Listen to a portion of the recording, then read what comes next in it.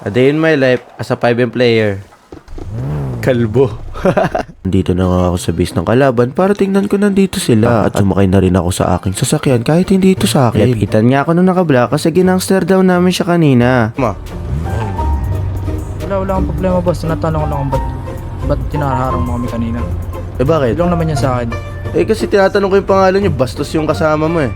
Hindi sa Oo, bastos. tumututok yan. Ba't tumututok yan? Reklamo na nga siya kanina dahil ginangster ko siya. Nakita ko rin na naglalabas na yung kasama niya ng baril kaya dumistansya ako. Gamit ang walang pinto na bulok na sasakyan na hindi sa akin. Eh, pumutok ka pukin ng ina mo. Tututukan mo ako? Utang ina eh, buo loob ko eh. Buo loob ko eh. At nung napansin ko na wala nang kasama yung nakablock, nilapitan ko siya. Pansin ko parang kanina niya pa ako gusto lapitan kasi para kausapin ako. Ayaw ko naman iparamdam dito sa nakablock na parang hindi na siya kinausap na parang crush niya. Sabi. Nakatutok sa akin? Promise. Kilala. Ako kausap mo. Ay, bakit di naman kita kilala? Ba't kita pagkakatiwalaan? Tangina ko nakalabas oh. Tangina, babanatan ko yan. Sinasabi niya nga dito na pagkatiwalaan ko daw, hindi naman daw ako babarilan ng kasama niya hanggat hindi niya sinasabi. Ayun na, ayun na.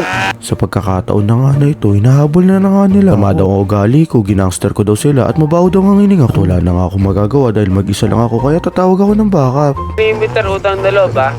Huwag kayo papakita. Ayun na, ayun na. Ayun na, ayun na.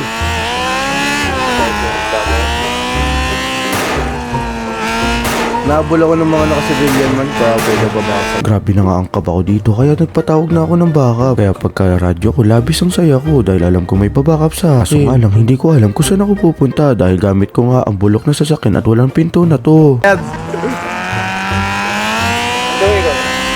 Tuwi ako. Triad car, flick a back. Kalaban natin. Binabaril ako nito eh. Nabaril si Tito Sen. Wow! Triad. Mga naka-civilian pero naka-triad car ngayon. Wow! Ito. Paghinto ko na to, labis ang saya ko dahil alam ko na may susunod sa akin na mga kakampi. Dahil naaalala ko ng mga panahon na walang-wala ako, sila yung mga kasama. Tinabayan nila ako at tinalagaan nila ako para makarating ako sa puntong ganito. Kaya sobra-sobra ang pasasalamat ko sa mga naging kakampi ko at naging kaibigan ko. Ito na ata ang aking katapusan. Utang ina mo! Hindi mo makababa! At dahil dun, naalala ko yung mga bagay na dapat kong alalahanin. At yun lang po, maraming salamat po.